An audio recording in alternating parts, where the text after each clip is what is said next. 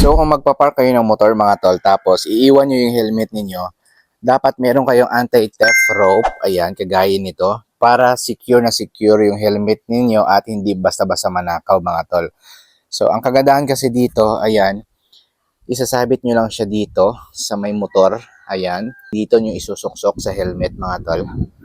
Tapos hindi na yan basta-basta mapuputol mga tol kasi made from steel wire yan, napakatibay niyan mga tol ah. Ayan, so iipitin nyo lang siya ng upuan at ayan, safe na yung helmet ninyo. Hindi na basta mananakaw mga tol. So kung gusto nyo rin nito mga tol, ilalagay ko yung link nito ng ating anti-theft rope dito sa may baba ng video para maka-order na rin kayo.